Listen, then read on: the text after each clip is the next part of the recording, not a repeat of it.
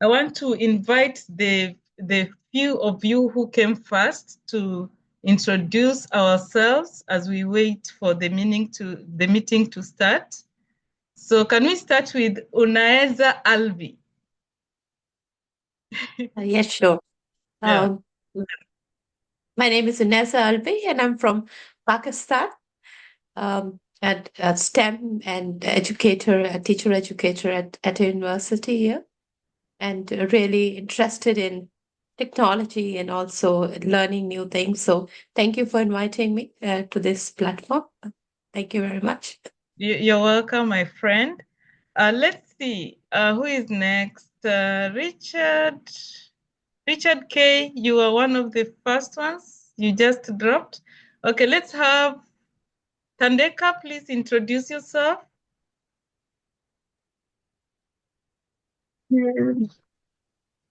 Yeah. Hi everyone, I'm Tandeka. I stay in South Africa in Johannesburg. My education background, I'm an environmentalist. I love literacy, and that is why I joined this group. I don't know how I got the link back a long time, but I'm here now and I'm happy to be part of you.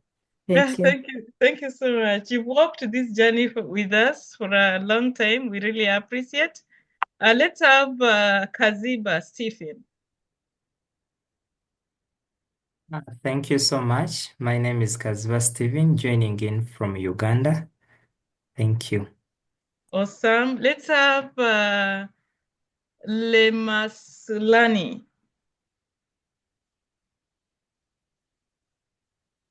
Good morning, good evening. I'm Lemasulani Peter, joining you from Kenya, working in the Ministry of Education. Awesome. Let's have George. George, I think there is only one George here. Yeah, just say hi and tell us where you're coming from. Okay, quick. Let's go to Joyce Balidawa.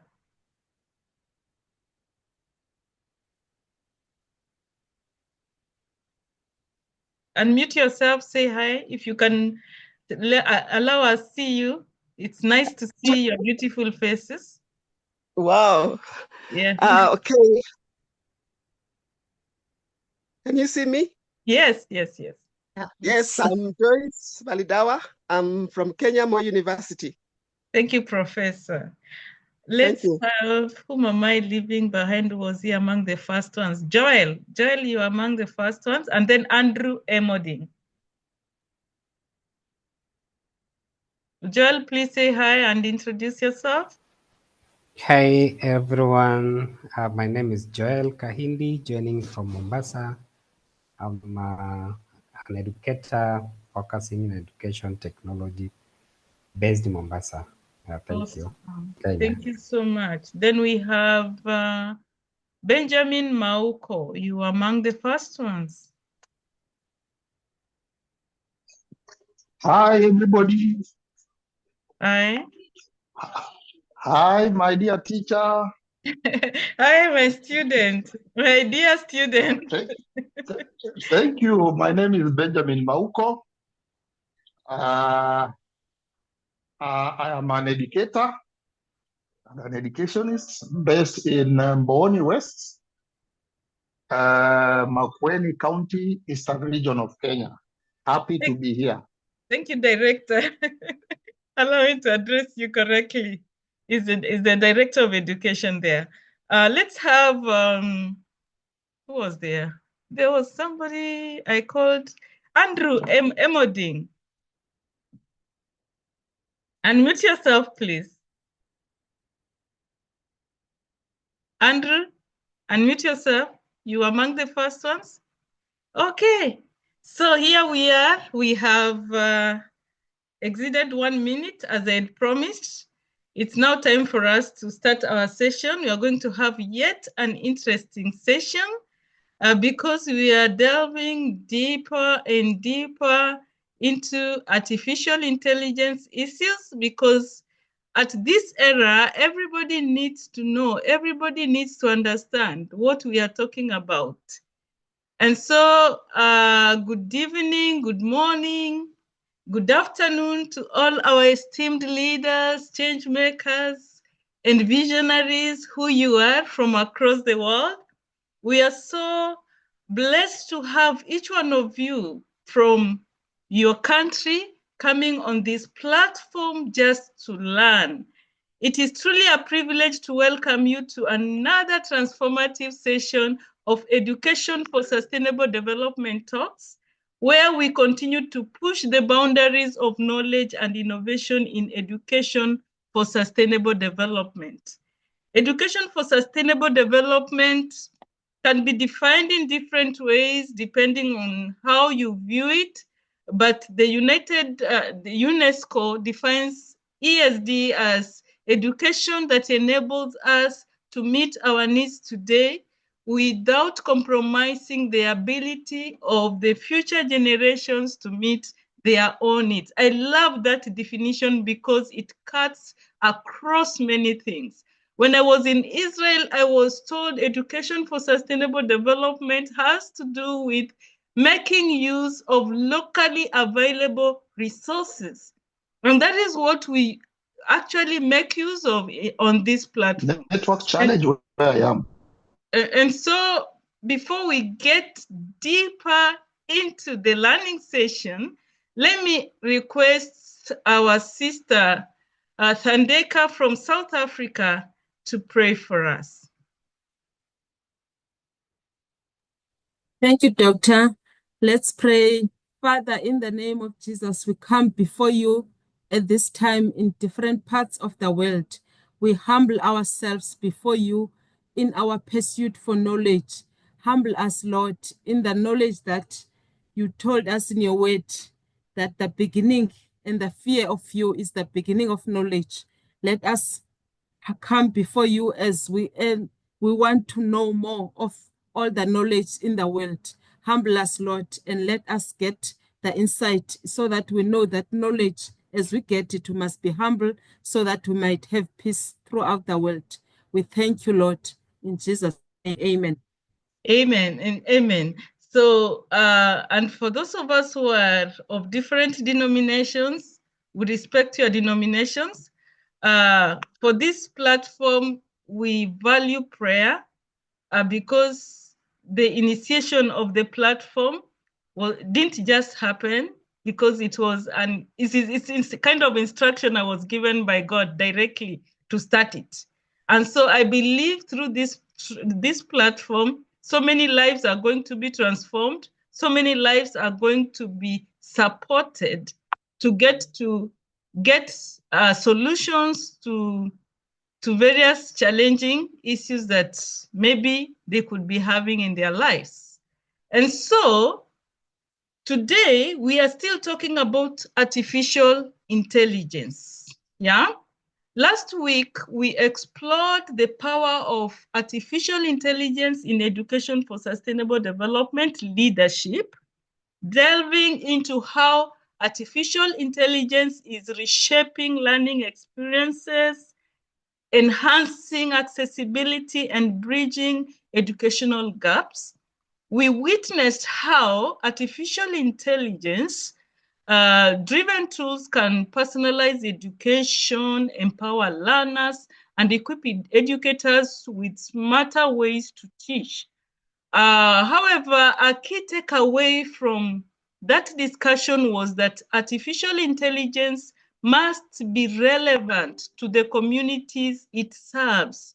While artificial intelligence holds limitless potential, its impact is only meaningful if it is localized, culturally adapted, and aligned with the real world needs for specific regions. That's why today's conversation is so critical. Tonight, we shift from discussing artificial intelligence's broad potential to something even more powerful and practical, localizing artificial intelligence for real impact. Artificial intelligence should not just be a product of global tech companies. It should be tailored to address local challenges, such as language barriers, infrastructure gaps, and unique educational needs. We must also ensure that artificial intelligence is fair, unbiased, and accessible to all, including communities that have historically been left behind in digital transformation, and so on and so forth. From last week's insights on how artificial intelligence is transforming education, we now explore how it can be further adapted to create solutions in different contexts, whether it is business, education, agriculture, or governance. But you realize that we are going to delve more into education because we are going to be so the person who is going to facilitate us is a specialist, and he has come up with an app that is supporting teachers across Kenya. And if you are having the competency-based curriculum in your country, the app can as well help you. In Embracing the Future, AI in Education for All, the book that I have written myself, I emphasize that artificial intelligence is not just about automation. It is about empowerment. But for AI to be a true enabler of change, it must be localized and relevant. It must promote equity and access, and it must also support sustainable development, which is very, very, very, very, very important. Because AI should not just serve big corporations, it must solve real problems for real people in education, in healthcare, in agriculture, and more. It shouldn't be a burden, yeah? We are suffering today because our children, even the adults, we ourselves have been swollen with social media. So instead of us being productive, we are regressing in the way we are doing things. So to help us dive deeper into this topic, we are honored to have none other than Mike Bill Kipkoril, the CEO of Verb Limited, an expert in leveraging artificial intelligence to create localized solutions that drive impact. Together, let's engage, let's learn, let's collaborate to ensure that artificial intelligence serves our communities, respects our cultures, and enables our ability to build a sustainable future. Welcome to the ESD Talks. Let's make this conversation transformative. And together, let us go to the reactions and put some good reaction for our facilitator as he comes to take us through the session. Welcome, Mike. Thank you. Thank you so much, Dr. I hope I am audible enough. Yes, you are. All right. So it's a pleasure to once again be here, ladies and gentlemen, from all over the world. I believe this is the third time I'm being honored with an opportunity to make a presentation here on this same topic of AI. And thank you so much, Dr. Christine, for always reaching out. As I said, I'm always happy to share with the community, especially this thing which I consider a commodity right now. AI should not be the preserve of somebody. This is a commodity that should be in all our phones, and we should be using it all the time. In the most advanced ways. We all deserve it. It is a bare minimum, I believe, for all of us. So very happy to be here, honestly, to share about this today. Yeah. So the structure of today's conversation, it will be in about 4 parts, and it will all be within the time limit. So each of the parts will just be very few minutes long. Dr. Christine asked me to speak a little bit about our CBC app. So I'll begin with that. so that you just have a better understanding of what it is. Just an overview, not any technical description of the thing. And then the second part that I really feel is important is in this theme of the day, which is us talking about how we can contextualize AI and really make it part of our operations, is thoughts that decision makers should have regarding AI. And the reason I opted for that topic is the majority of you here are decision makers in one way or another for your various institutions and organizations that you work with or for. And I do believe that having a certain mindset is really critical, because as a decision maker, a lot depends on you. Then the third part is we will go over a practical example of a personalization using a tool which I believe some of us are already using, which is a Notebook LM. I'll show it to you. For the few who might not have seen it, I'll show it to you. And I'll show you an example of personalization using Notebook LM. We could also attempt, depending on how the time goes, do a personalized environment using ChatGPT as well. But I think today we might just stick to Notebook LM, just as an example of what personalization could look like. And then the fourth section, we have some surprise guests who will be joining us here. So I will keep quiet until then, when the surprise guests do join us for the fourth session. Okay, so you have every reason to stay until the fourth part of this presentation for you to see these surprise guests. So maybe without any further ado, I will attempt to share my screen. Please give me an indication that the screen is visible.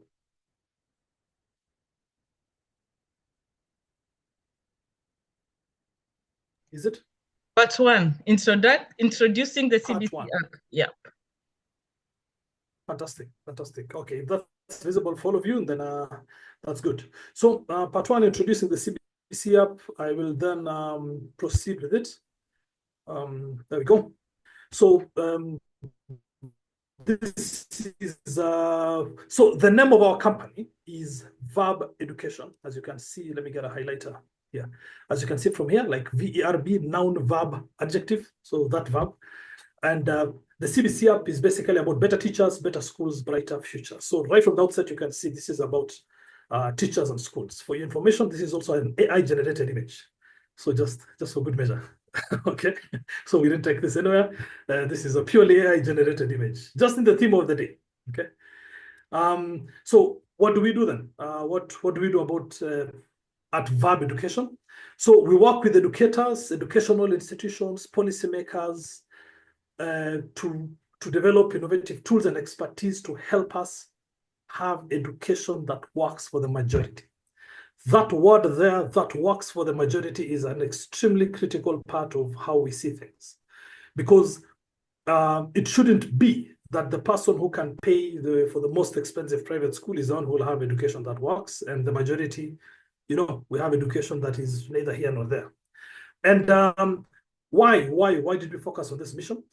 All of us, especially in Kenya, I'll speak for the context of Kenya, but I believe it is the same across the world.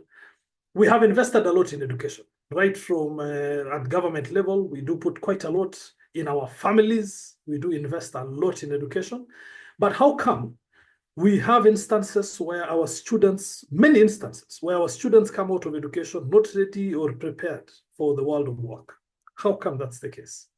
Okay, so we really looked into that, and an actual distillation of the ineffectiveness of our education for me can be seen in our Kenya secondary school exams, the end of it, where a very common observation over the last 15 years, I might not, if you look at the data, 65% and above, in some years it was even 70%, of the students score a D+ or below in KCSE. I don't know how that happens, but if this is a true reflection of their learning after 12 years of basic education, then it's a very dire situation that 70% of our learners are actually going to be locked out of post-secondary opportunities and other opportunities. because that's the reality of getting a D+. The opportunities that you have going ahead are limited, and the paths are more complicated and even more costly. So this is a very important reason why we try to get into this, that what can we do?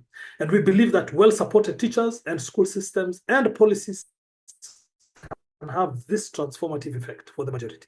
So that's why we really chose to look at it that way. Instead of opening a private school, we chose to look at it from this perspective of how can we have a well-supported teachers, school systems, and policies so that we can hope to have this transformative effect. And we opted, so for me personally, just an anecdote, I'll send this presentation to Dr. who will post it across the groups. For me, my personal vision, honestly, I just want to send my children to the nearest school. I don't want to have to send them to the most expensive private school, just the nearest, and that nearest one should be the best. And by pushing myself to that vision, we basically have to work with virtually every school, public school, private school, low-cost private school, doesn't matter. All these children belong to us so that we have the best school systems possible. Same thing with going to college. I sincerely would like my children to go to Moi University or any other university and feel that it is the best university they could have gone. I don't want any hang-ups but so-and-so went to Harvard. To me, put aside Harvard, no problem, congratulations for what they've achieved, but we should be able to build our own institutions to the level that we are proud to be in them. So to me, that is the personal ambition about it. So a little bit of a background with respect to our basic education in Kenya. So over the last 10 years, we've been transitioning to the competency-based education system, CBC. And the reason we made the change, among many, is to attempt to maximize the potential of our learners through the recognition of the diversity of their abilities, academic and non-academic. And so we made a whole raft of changes. It's been an ongoing process, full of its own. It can write its own books of several volumes. Okay, just the implementation of a competency-based curriculum in Kenya. But then a very important thing is the curriculum is fairly structured. If you compare it with, say, Cambridge International, which is well structured, fairly structured as well, and say International Baccalaureate, which just has a framework and it depends on expert teachers to deliver and all that. If you compare it, it's well scaffolded. Maybe scaffolded is a better word. So if you read the curriculum designs, which is an interpretation of our education framework, it's very well scaffolded and it suits our context in Kenya a lot, whereby a lot of our teachers are either novice teachers or poorly supported. And not intentionally poorly supported, it's just because of history, okay, and where we've come. There are very many novice teachers and poorly supported teachers who don't really get to access the training and the support they need and everything that they need. We have large class sizes, and having a fairly structured, scaffolded curriculum is a very reliable way to ensure that a relatively good quality education gets to the majority. So that's why we are a big fan of CBC and its structure and scaffolding, because of the possibilities that it presents for the majority. And of course, despite its obvious advantages, there's a big struggle among our schools to implement CBC. The Kenyans know this story very well. So, we have resource constraints, administrative burdens, etc. I'm not going to delve into it. So then what problem are we attempting to solve with our app, the CBC app? CBC has come with an extensive record keeping and reporting requirements. This structured, highly scaffolded curriculum also has presented a lot of work, especially on the record keeping side. Because we're saying we want to keep records of the competencies of our learners per substrate, okay? But the smallest unit of learning, which has multiple objectives. And we want, for every specific learning objective, we want to keep a record of how this learner has done formative formation. We want to use these formative assessments to help us to shape how they go. And record keeping is a critical part of it. The paper-based methods of record keeping introduce a very significant workload for the teachers, and they don't like it. So that teacher workload where they're required to maintain all these attendance records, assessment records, competencies achieved, learning progressions, it ultimately reduces time available for teaching and supporting the students. And on the administrator side, you'll find administrators who act as though they actually have looked at all these records. And the reality is that they can't. It's just too much work. So they have quite a lot to keep up with a vast amount of paper-based records. And in the absence of an efficient system, they'll continue with these administrative struggles, honestly. And these difficulties have led to a lot of shortcut taking, falsification of records. And I'm sure our quality assurance people here can attest to it, where there's a lot of falsification of records, especially formative assessment records. And this ultimately disenfranchises the students. It beats the point of trying to do this CBC. So what does this app do then? This app streamlines record keeping, meaning a record keeping task. Say you want to keep a task of how learners have performed in a specific learning objective. If that task used to take me half an hour to keep it, it reduces the time to 3 minutes. And this is not an exaggeration. This is an actual thing. It's about 90% time savings when it comes to the process of keeping the records. It cuts that time completely, just because of how we've changed the interface and how we've presented all the things they need to do into one place. The second thing is supports compliance. These people are required to keep these records. And a lot of the times we have to navigate around compliance just to try and understand the human factor that, yes, I understand you spent your whole weekend, trying to keep these records, but still you haven't done what was required. So this has really helped our teachers in a big way to support compliance in our schools. And then it enhances teaching and leadership, especially the pedagogical leadership aspect. There's a huge enhancement in it because we have a lot of data available and all that. And then it's very accessible, very affordable. By accessible, teachers use it on their mobile phone. So there's no need for an extra device. The one that is used by our teachers is the case. Yes, not all teachers have a smartphone, but 90-something% do have smartphones. We've gone to, I don't know, hundreds, thousands of schools across the country, met thousands of teachers. The people who have smartphones are in the 90 percentile range. So, and those who don't are definitely aspiring always to have. So it's used on a teacher's device. We do charge a maximum of 450 shillings per student per year. This price can come way low into the 300s, depending on the size of the school. The more the learners, the more the efficiencies, and all that, okay? And then, so what has been the impact? Time savings on the part of the teacher. We have a hugely enhanced teacher effectiveness. And the reason I want to mention enhanced teacher effectiveness is research shows that teacher effectiveness matters more to student as achievement more than any other aspect of schooling. Maybe we should quote the specific research there, but lots of research supports this. Teacher effectiveness. A good teacher teaching under a tree is better than an ineffective, poorly supported teacher with all the resources in the world. So teacher effectiveness is top because it is greatly enhanced because of the amount of time they save.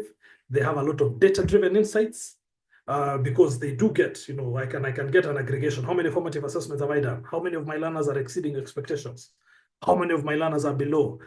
Between this strand and this other one, how can I compare the two? We have a lot of very interesting analytics that does that. And parental engagement.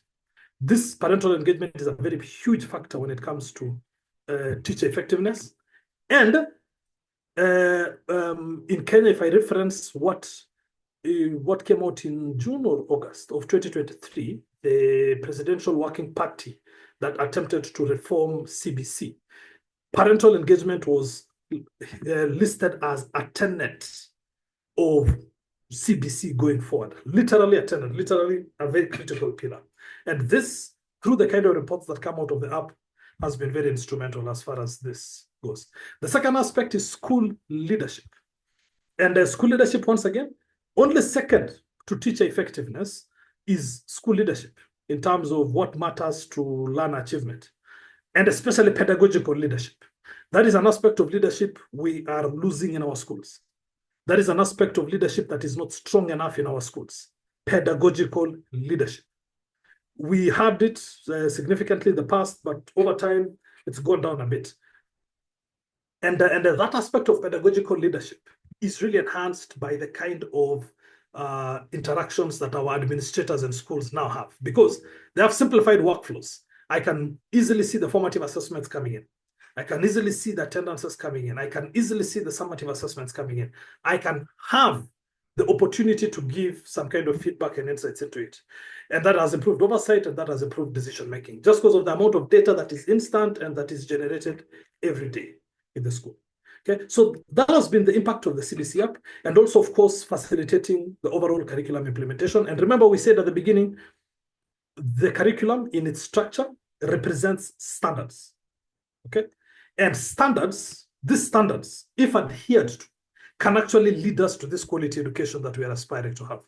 And that's why our app really facilitates these levels of compliance, because it presents the standards to the teacher and it guides the teacher into making sure that they are doing what they're supposed to do as per the standard, and involves and invites the administrator to participate in verifying, checking the standards and all that. And this good ecosystem has really helped with compliance, and compliance to be seen as a good thing and as a positive thing and as a channel and factor in the attainment of quality education, not to be seen as a punitive thing. Okay, so compliance has really been enhanced significantly. And then building of learner profiles. We're aiming to develop learner education profiles by the end of grade 12, and we keep building this up slowly, because we have a lot of data about a learner at every point, and constant delivery. You know, this delivery, if we are following the guidelines, a teacher in one class, you can bet that the teacher in the other class is not offering too much of a difference with regard to quality, because of adhering to the standards. And like any other ICT integration project across the world, this is a lesson we've learned over the years, backed by research as well. In the absence of continuous support, our teachers are actually not going to take full advantage of ICT integration initiatives. That's a fact. You can bank that one. Okay, let me speak like our pundits on the TV. Take it to the bank. That continuous teacher support is a really critical aspect of what needs to be done, because so for us in the app, we really make sure it's dedicated. We allocate each school an assistant, and we do have a continuous capacity building program with the schools that we work with, and we have a very heavy user-driven design, whereby they keep telling us adjust this, adjust this, adjust this, add this, remove this, and all that. So that's how we do implement there. Okay, there's a few case studies which in the presentation you could click and watch, but you have somebody saying, I cannot imagine continuing with CBC without this app, just because of the suffering that maybe they faced when it comes to keeping up with the records. Or another head teacher saying, the app has allowed me to understand what's happening in each grade, which is a reality. You really have eyes and ears into what's happening in each class. Okay, so I'll stop there with respect to the app. There's a link there that you can see when Dr. shares that presentation across the board. Please go further, click on it, and take a look at it. Okay. We do have, my name is there. We have my other two colleagues whose names are there. You can always get in touch with them, take a screenshot, whatever it is. Get in touch with them or myself for us to present the app to you if necessary. Okay. So that's to do with the app, and to draw a line over that so that we can move on to the next stage, to the next part. Okay. So as I said, very brief parts. I do hope this part about the app has maybe, in as much as I've not demonstrated how the app works, but conceptually, maybe there's some bit of an understanding in the community. Maybe we can refer them to your first presentation, where you delve deeper into demonstrating how the app works. So it is important for you to go to the YouTube channel and get the lesson by Mike Bill, the first lesson. In fact, go look for the two lessons so that you can follow one after the other. Maybe, Bill, you can allow people to ask questions before you move to part 2. 100%. Happy to do that. Yeah, anybody with a question, an insight, it mustn't just be a question, but in no CBC, question, let's proceed. Okay. Maybe I have a question, but I don't know whether ask I'm something. clear. Yeah, Professor Maina, please. Thank you, Mike, for that nice presentation and the data collection. Yeah. As you know, CBC is wide. Beyond competencies, it has values and PCI. I want to know, is also that data captured so that it has a holistic view of the learning experience? Yeah, very good question. Spoken like a real researcher. In fact, what happens is being with this highly scaffolded, highly structured curriculum, every substrand has its associated core competencies, associated values, associated PCIs that it's trying to tackle, associated links with other learning areas. Now, for every record made by a teacher, so if a teacher says maybe ability to count 1 to 10 for a learner, let me use an example like that. That assessment ability to count 1 to 10 has all this other metadata, has all this other data attached. That this ability to count 1 to 10 is about ability to communicate, it has this value, it's targeting this PCI, and it's targeting this. So ultimately, we are able to show you statistics relating to maybe how are we doing with critical thinking across the country. We are able to show that kind of statistic based on these formative assessments which are being gathered continuously. How are we doing with respect to the development of certain values? Because CBC, if you read the framework document, they say that the learning areas are the vessels for these competencies. So that's how we've tagged everything like that so that we can get that picture. The learner education profile being built by the end of, say, grade 7, grade 9, maybe, or grade 6, we can easily show you a profile that has all these competencies already captured of this learner. So yes, it can have that view as well. Yeah, somebody else, his hand was up. Who was that? Somebody else. One more question, then we move to the next part. Or one more insight. Thank you, Prof. My name is Mgisha Anet from Uganda Ministry of Education. And the presentation is quite touching, especially for us who are just diving in CBC. AI would be the best option. I just wanted to ask the presenter, for us who are just starting the digital skills, have they provided, is there any provision that they are put in place to support maybe online course, a simple course, and for the beginners so that it encourages them to continue learning and I can go there and learn at my own time, free time that I would get? All right. Yeah, I don't think there's a shortage of resources for people to start and get going when it comes to digital skills from us or from anyone else in the world. I think there is quite a lot in the world. The key secret, I believe, is what works in your context and what works with the people you are with. You might find if bandwidth is a challenge, we have to figure out how that happens and how that skill can be learned. If any other thing is a challenge, if say power, electricity, energy is a challenge, that has to be figured out as well. So there's really no shortage. We can have a discussion about your specific context and we can figure out what kind of resources work best. Please feel free to get in touch, WhatsApp with myself or anyone else in the community. It can even be a chat discussion, I think, in one of the community pages, whereby we can talk about this, because there are so many options at this stage with respect to people starting on digital skills. Thanks for that question. Hello, yeah. This is Unesa Alvi from Pakistan. I really enjoyed your presentation and the app as well. It looks like a very good app for assessment data collection and will work very well. I would really love to first explore it before really wanting to ask you further questions on it, because I was looking at its practicality for formative assessments in a classroom that's large. In a large classroom, how does this teacher collect data? How is the teacher helped in understanding all of these indicators? And what happens to this data Is there an internet available in every school, or does it work offline? How is it synced? So the entire process of its implementation. And then what do you do with the data as well? Does it feed back into the system? What improvement happens through that? So how does it work out from there? So I was really wanting to look at the entire platform and then see how it can be made function in the school system.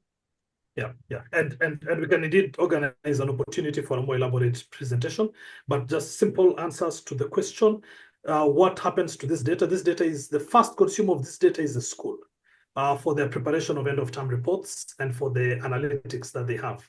And we even have formative assessment analytics and summative assessment analytics. There's quite a lot of analysis that can be done to analyze class by class and how the various teachers are doing and all that. You can switch between the classes. You can analyze an entire section. This is per section analysis. You can analyze a specific grade level, etc. So the number one consumer of this data is at school level. In an ideal world, this data should be feeding upwards to, say, National Exam Council. In an ideal world, if somebody from National Exam Council is here, we need an API so that we can feed such data from school level to the National Exam Council, instead of the National Exam Council having to organize formative assessment uploads at the end of every year, which is one event. And strictly speaking, it's actually a summative assessment. But I understand why that has to be done. It's because of now the second issue you bring up, which is internet access. Yes, not everybody has internet access all the time, but in Kenya, it is relatively widely used. So we are not having an internet challenge in the schools that we're working with. And if you can see the nature of the app, it's highly text-based. So even the data requirements is very low. And to answer the question of how is a teacher guided, like you see this one, ability to use place value, a teacher is guided as far as how they're supposed to do. And when they say use the rubric, it loads their learners, and they're easily guided about what each performance level means, and they keep the record. So please note that this is assessment record keeping, not the actual formative assessment. So the actual formative assessment is conducted either in a real world, in a written exercise, in whichever way, but this enables the teacher to now synthesize what happened during that formative assessment to keep the record of it. So we can organize an opportunity for you to see, to take care of this. And just even with the mention of Arabic, we also do have a lot of integration of various curricula across the board. Like we do have a lot of Islamic curricular integrations here. And, you know, all that is taken care of and it's really helping across the board. Yeah. So certainly we can organize an opportunity to do a presentation so that we don't spend too much time on that. Thank you. Yeah.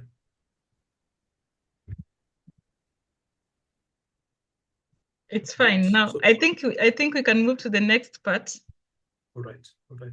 Thank you for those questions. Please feel free to be in touch at any time. So let's get into this AI business then, which is perhaps what brought us here today. Yeah. And I just have 2 slides when it comes to understanding AI for decision makers and maybe us looking at 1 or 2 web pages. We might know how these things already work, but it's important. Yes. I'm not going to lecture you about how AI works. We know it, and neither is it important to know all the details, but as a decision maker, it is important to understand a few things with respect to AI, that it relies on vast amounts of data to learn and improve. That I think we know as the bedrock, and the importance of the data quality and quantity and relevance is highly, highly relevant to what it can enable us to do. Because ultimately, these AIs are just predictive systems. They just predict to the next one and the next one and the next one. Ultimately, that's how these AIs work as. Now, these AIs are trained into what we call models. Keep hearing ChatGPT 4, ChatGPT 4o, ChatGPT 3.5, by Gemini 1.5, Gemini 1.5 Pro, Gemini 2.0. Those are just models, and we will look at that.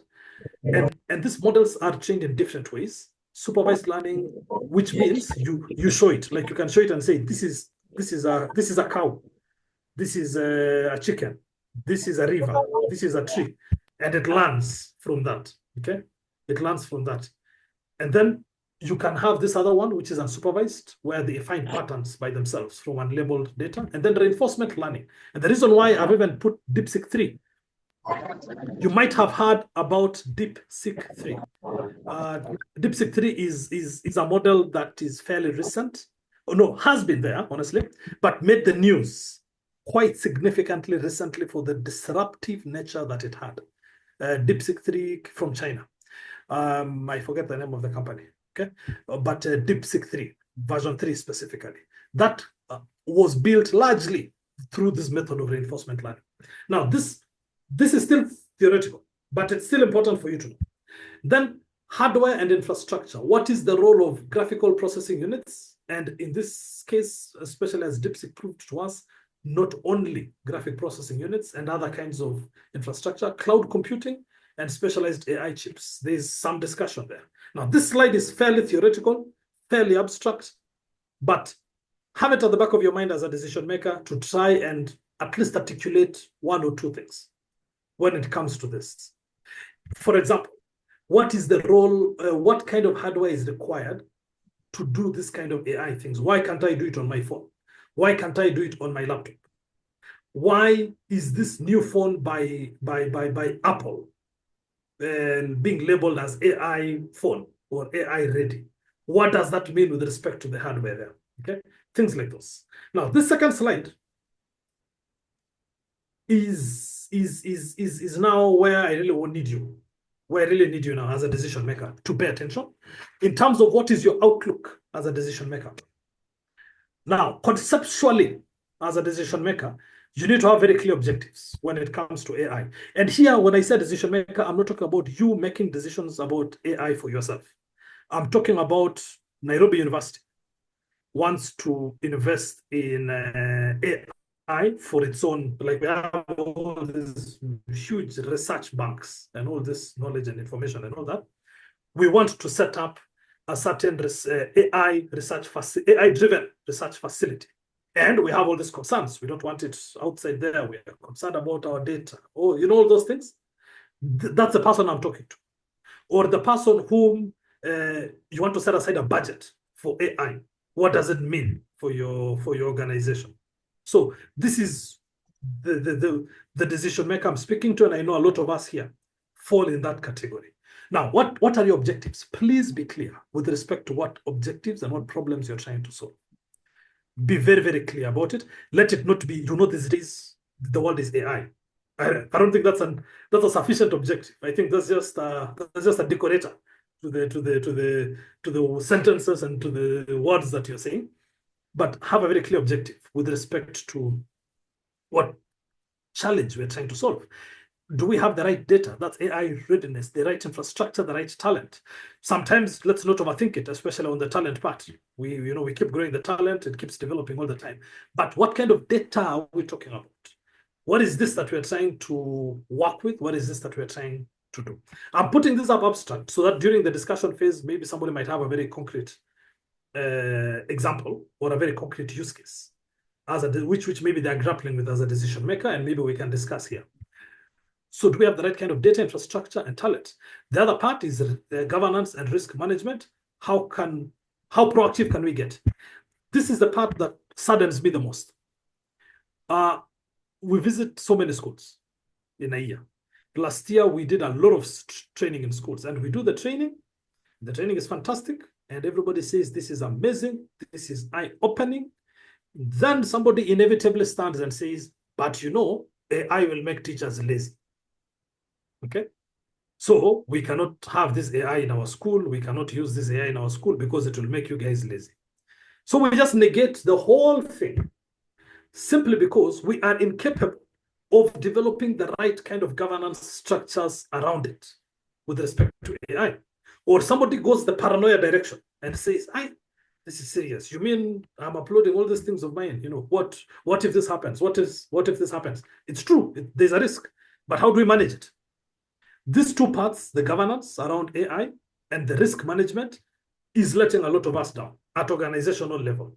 And this is something I would really like to ask for proactiveness on the part of decision makers to really try and understand how these things can be. I don't mean fling the doors open for just about anything, but how proactive can we get to get that balance that will work for us as an organization? We need proper governance structures and not just simple heuristics that AI will make teachers lazy and things like this. Buy versus build. For those who might not have contemplated that you could build, you can, especially with this DeepSeek that came out recently. You can build your own AIs, you can host your own AIs. People are pushing for an Africa-based AI system. It's going to come, I'm almost sure of that. etc. Buy versus build. This is a very critical discussion as well. And you might find that building might be cheaper in the long run, depending on the use case. So this is, once again, an area of balance, which leads me to this other slide here, whereby I need you to, as a decision maker, not to be afraid to understand some things. So practically, you need to understand AI tokens. If it's a word you've been avoiding, or if it's a word you just hear and it's familiar, try and understand what an AI token is as a decision maker, because it is what drives pricing. And ultimately, the reason you're a decision maker is you're going to make an investment decision with respect to this. So you need to understand what could you possibly be spending on. And it's not that complicated. A simple guide, 250 words is about 1,000 tokens. 250 words. 250 words is what? A quarter of a page in just normal text? Just about a quarter of a page. That's 250 words. That's about 1,000 tokens. Maybe a third of a page. Yeah, about a quarter and a third of a page, somewhere there. Is about 1,000 words. And when you look at the AIs, you'll see something like $5 per 1 million tokens. And you get charged for input and output. We will go to one of the websites to take a look at this. Then you need to understand what you call model parameters. So tokens, practically, please put aside the word tokens, AI tokens, have an understanding of what it is, but a simple understanding, 250 words or a quarter to a third of a page is 1,000 tokens. Have that in mind. So that if maybe you have, you want to upload your thesis of 30,000 words, you have an idea how many tokens that is, okay? And you can therefore know what it means as far as how you utilize the AI and how you'll be charged for it, especially in the cases where it's charged. Then the other thing to understand is the model parameters. You've seen I am using model 4.0 of ChatGPT, or I'm using this other model. Perhaps maybe I should open say ChatGPT here. I don't know if you can see my screen. You can see my screen. It's encouraging me to upload to Plus, which I am normally signed up to. But there's so many models. Let me use. I hope you can still see my screen. You can see here, models. You can see Gemini 2.0. You can see Gemini 2.0 Flash Lite, meaning a light version, a lightweight version, a smaller version. Model 1.5, 8B. 8B is 8 billion parameters. 8 billion parameters. Parameters, think of it as just the size of the knowledge it has. So some have parameters in the trillions. Some have parameters in the hundreds of billions, in the tens of billions. It depends, okay? So this is actually the main thing that you're interacting with when it comes to this thing. So this is what I mean by a model. So when I come back to my presentation here, and I say, I would like you to understand AI model parameters, that's what I mean. Why is ChatGPT 4.0, no, 3, is it 3.0 that came out recently? 3.0 better than, say, ChatGPT 4.0? Why? Why is ChatGPT 0.1 different from ChatGPT 3.5? Why is the Cloud Sonnet? Cloud Sonnet. So there's another case called Cloud as well. I don't know if I have the thing open. I don't. Yeah, Cloud Sonnet. How is it different from Cloud Haiku? Very critical for you to understand, because you'll make decisions based on that. Okay, so understand the models and the model parameters. AI models come in different sizes. That's the number of parameters. And that means different capabilities and resource requirements. Very important to ask. Bigger is not always better, because you might find a big model needs a lot more compute resources. And maybe even you are even allowed to query it less because it needs more computational power. Then understand computational resources. What model requires what computational resources? Should you host it on premise or should you have it on cloud? Very important to have that understand, and then understand emerging trends. Like DeepSeek from China has given us an entire equivalent. This guys here, DeepSeek from China, have given us an entire AI model that is like ChatGPT for free. You can download it on your laptop, but it's a huge thing, so you might need a proper server, but you can download light versions of it. Imagine that. You basically do not need to pay ChatGPT. All these days it's telling you upgrade, upgrade, upgrade. You don't need to, because DeepSeek have given us the possibility to host that. So this is what I mean by understand emerging trends. So because they can really cause a massive disruption, and in the AI world, 1 week is quite a lot of time. Because Gemini, for example, Gemini is this case here. This case, in fact, this is me using Gemini here. Gemini is by Google. This guys made an update on 5th February. 5th February is what? 4 days ago. That update is so significant and has totally changed how this thing looks like. And that's only 4 days ago. During Christmas, December 27th or thereabout, ChatGPT made also major upgrade. So, these things, the evolution happens in months. But please, let's keep ourselves anchored as a decision maker. Please understand tokens, understand AI model parameters, what it means in terms of computational resources. Now, let me hope I don't lose too many of you, because I know the way it's sounding, okay, and I know the way it's going. But this is what you are basically going to make your decisions about. Now, take a look at this. Huh? Let's look at Gemini 2.0 Flash. Okay, let's look at Gemini 2.0 Flash by Google. What rate limits? So you can see these words here, rate limits. This is not Greek. This is 15 requests per minute. It means you can make a total of 15 requests to it every minute. Okay, so it counts the number of requests that you make to it. Okay, so you can make only 15 requests per minute, and you can make these requests must not exceed 1 million tokens per minute. So in the 15 requests, now you know what a token is, isn't it? Because we've just seen where 250 words is about 1,000 tokens. So we're talking about 1 million tokens. It should not exceed that, and you cannot make more than 1,500 requests per day. So depending on your use case, you now understand why I'm saying as a decision maker, you need to know this.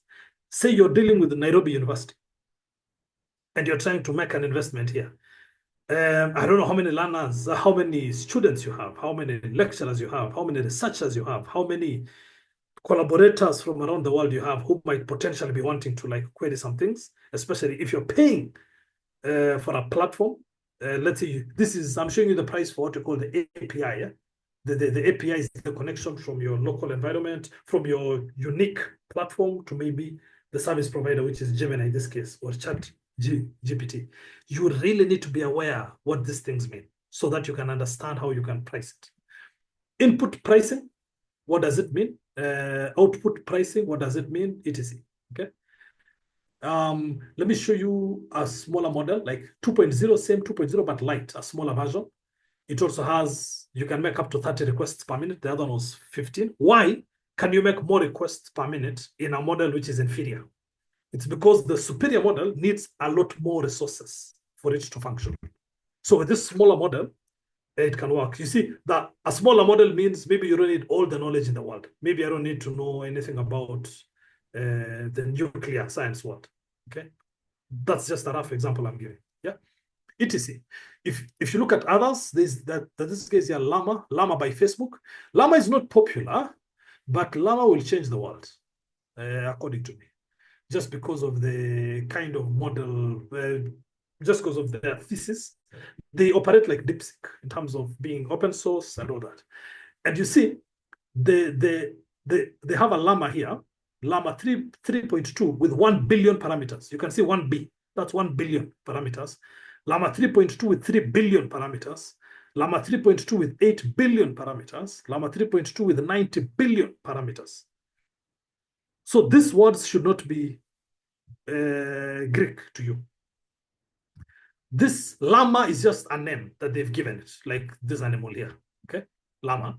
Now, 3.2 is, I think, the version that they have, so it keeps going up. And then the B is the billion, the number of parameters, so the size of the model. You remember, we talked about the size of the model. Then there's this additional thing, multimodal. Multimodal, once again, should not be Greek to you. Multimodal means it can do images, it can do audio, it can do text. Okay? So some do text only, some do images only, some do audio only. It depends. Multimodal means a whole variety of these things. So critical that as a decision maker, these things don't terrify you. And these things don't make you to shy away from making a decision. Now you can see, if it's the 1 billion parameter llama, every input costs me every 1 million input tokens cost me $0.04. Every million output tokens cost me 0.08. What's an input token? An input token is me asking the question, please analyze for me this data. So it counts all the words in the data plus your request. How many tokens is that? Sends them. It's counted. That's an input token. The answer it gives you, it counts all those words. That's the output token. So you're charged for both input and output. Be aware of that.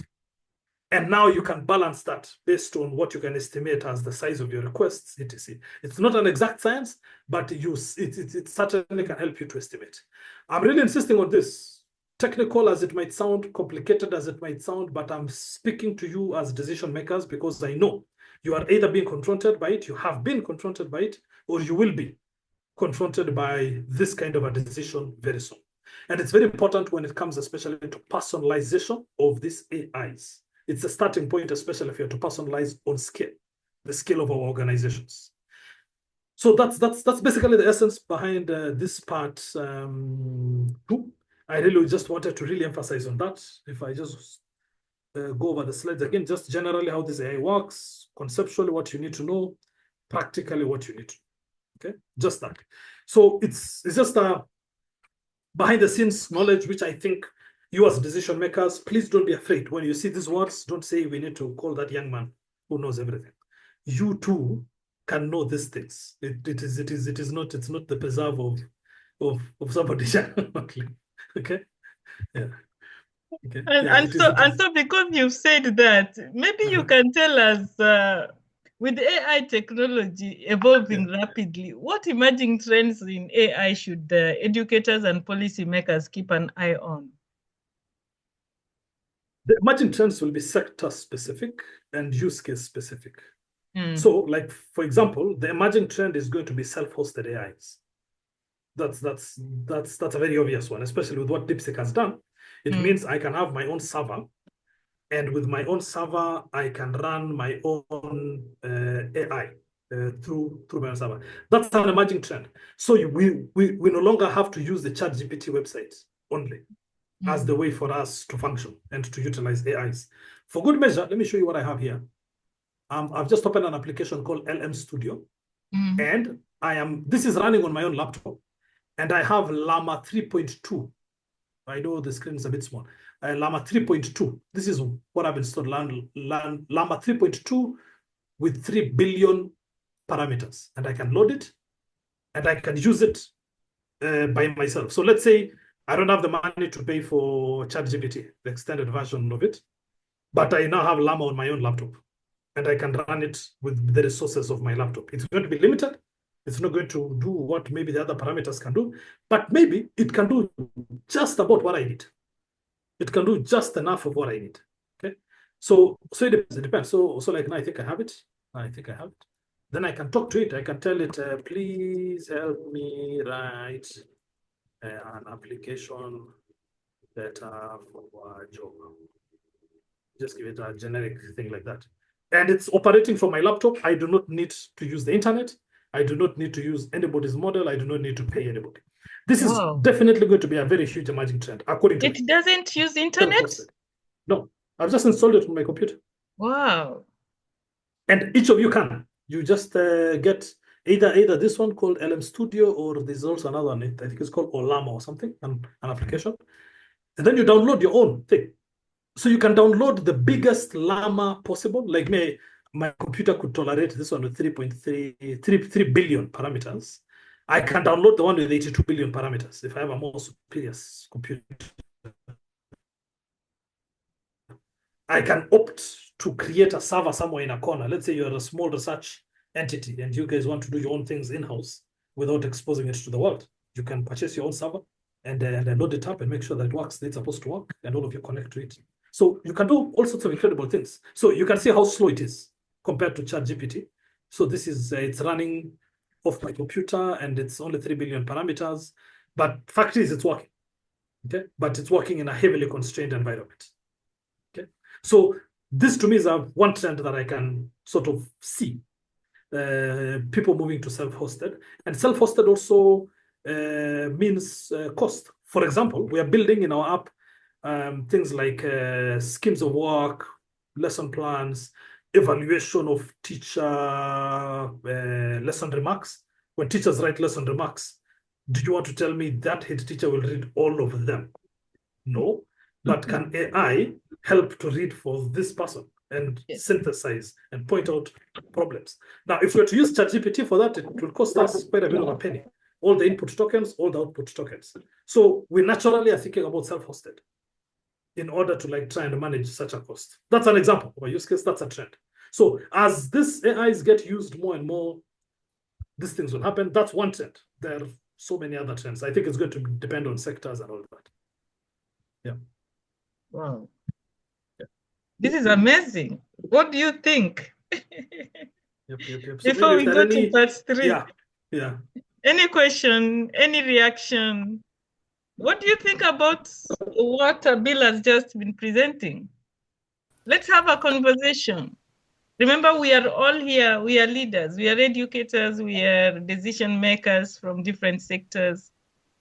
Are you going to try to use the AI? Yes, Kimakwa, Godfrey? Okay, thank you very much for that very, very, very good presentation. I'm actually on my way traveling, but I have really enjoyed the presentation and I just wanted to make a contribution. I'm a teacher in a school in western part of Kenya called Kaimosi Girls.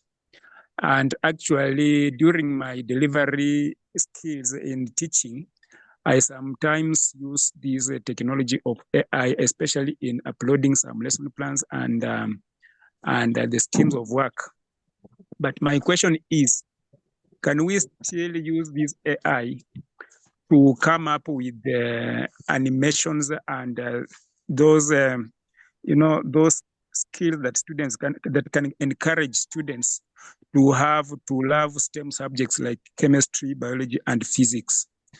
Then my second question, before I ask a question, I would like to apologize because my students were supposed to present something on a project on gender bias, gender and racial bias of AI. Because when you place a command on AI generated video to give us, for example, a profession like a doctor, you realize that it is very biased, that it gives you so many men, then at least a lady in the same video. Or in any other profession, it's very biased. So my students were presenting such project. So my question is, how is AI? How can we do away with the gender and racial discrimination of AI? Thank you. That is a powerful question. Bill, can you handle that? It goes back here. It goes back to how AI works. It goes back there. And you've got to understand that these models are trained. And they are trained based on available data. So they are either supervised or they are trained with unlabeled data. So let's say it's trained with unlabeled data. Whose pictures are on the internet? Whose videos are on the internet? Whose opinions are on the internet? Whose perspectives are on the internet? It's, it tends to be these people whom we are seeing are being biased against us. So we need to contribute. We need to contribute also, especially on the data front. We need to tell our own stories, speak our own stories, publish, do all those things by ourselves. That way, as we train the models, they have a wider perspective of what is there. So if, say, we open up the research portals of all our universities, and they are all ingested by these AI models, we can have quite a lot on our site. Now, when it comes to things like images, like let me use, by the every image you've seen today, I generated here on AI. If maybe I say a Kenyan office worker looking busy. Now here I'm using a tool called Image FX by Google, again free. All you need is your Gmail address, okay, to generate these hyper-realistic images. Depending on how you prompt it, you're going to get certain images, certain videos, etc. So perhaps the other reason, other than the data and how the AI was trained, perhaps the other reason is how did our learners prompt it? Okay, how did our learners prompt it? By the way, this tool called Image FX by Google will not show you under any circumstance the picture of a child or of a student. It refuses. So, but then, if depending on how it's done, if I remove the word Kenyan, I say an office worker looking busy, just like that, whom will it generate? What is its understanding of a worker? Okay, let's see. It might take a few seconds, but it's helping us to make the point, Mwalimu, that you're trying to make as well. You see? So you'll instantly call AI biased when you say I want a picture of a worker in an office. Okay, you'll instantly say, now look at this AI biased. But then if you say a Kenyan office worker looking busy with colleagues and happy, yeah, you perhaps can get what you need. So perhaps the other layer of that could be how we are prompting it. So that's a big consideration, Mwalimu, to see as well, and to really try and investigate how the prompting happens, because these models have really tried to learn as wide as possible. Yes, whereas we might not have enough data, we might also have this, and you can see the offices look. Okay, yeah. So you can play around with it, and this hyper realistic, I can opt to play around with it in terms of how I want it to look. Let's keep it at 35 mm film. Let's say I don't know what minimal does. Yeah, let's say minimal. Let's see what it changes. And this is just for photo generation. So Image FX by Google just generates photos and stuff like that. Yeah. So maybe let me stop with the answer there. Maybe it's too elaborate. Professor Maina's hand is up. Meanwhile, I've shared a link for registration. You can be registering. Thank you very much. I just wanted to compliment what Mike is talking about, that technology should be our co-pilot or our slave, not our master. And therefore, how we tell it to do things, and he has actually demonstrated, we should be in control. And the more we use it, it tends to learn from what we are doing. So in case of those students who are getting male doctors, it's because of how they prompted it. So the learners need to be trained that let it be, when you are choosing the prompt you give, let it be more specific. I'm sure if Mike has said even younger Kenyans, it will go accordingly. So that is specificity. It needs to complement with our guide. Thank you very much. Mandy from South Africa, maybe you can put your voice there too.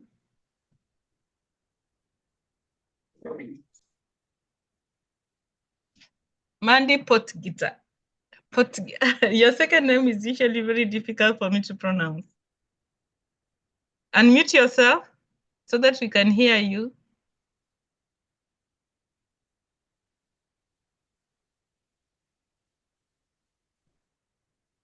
Mandy. Okay. Okay, anybody else with an insight or a question?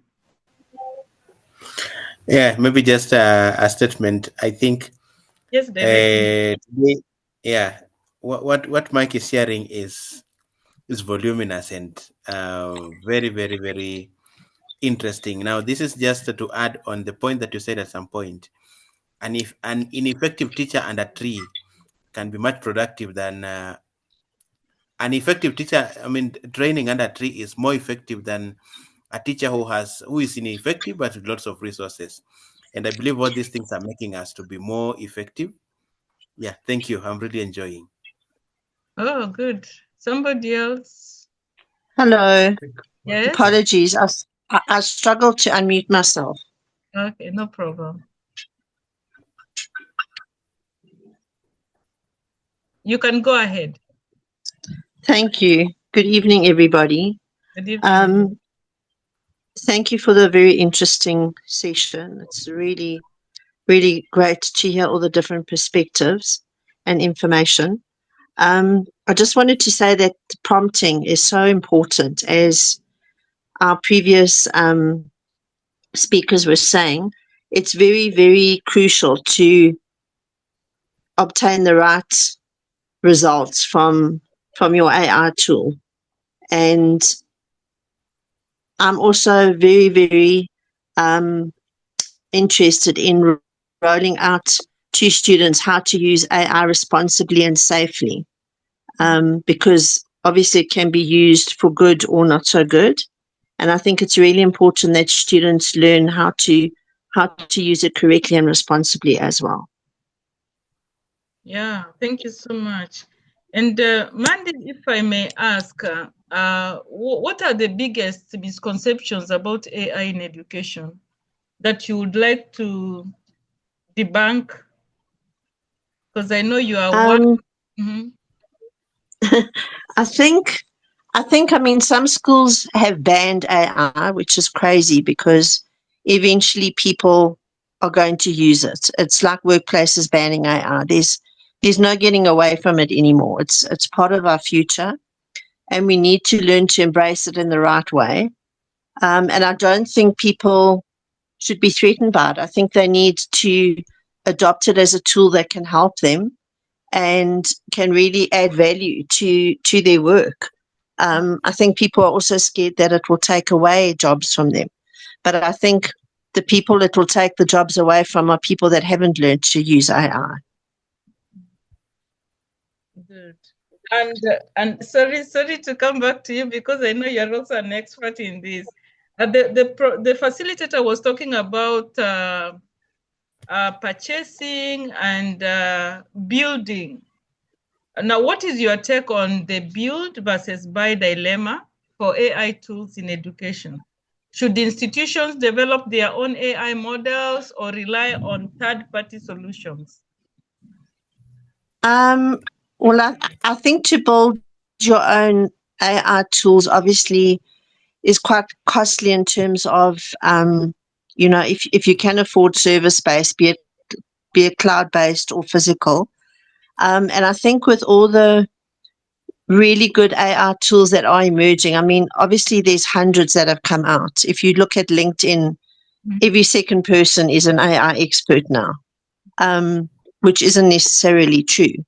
But I think that a lot of the tools will disappear and the really useful ones will stay, and we need to actually embrace those and learn how to use them. I don't think it's necessary to pay a lot of money for the AI tools that exist. And I mean, if you look at the amount of money that has already been invested in AI by the likes of Google, OpenAI, etc., Microsoft, I think we should be making use of those, especially for places that don't have the money to invest in AI, because I don't think that's necessary if you're a school. And Microsoft also provide a lot of free resources for students and educators. And I think it's important to actually embrace that and use what we have without going and investing more into your own AI, unless it's really something that you truly want to develop. It's just my opinion.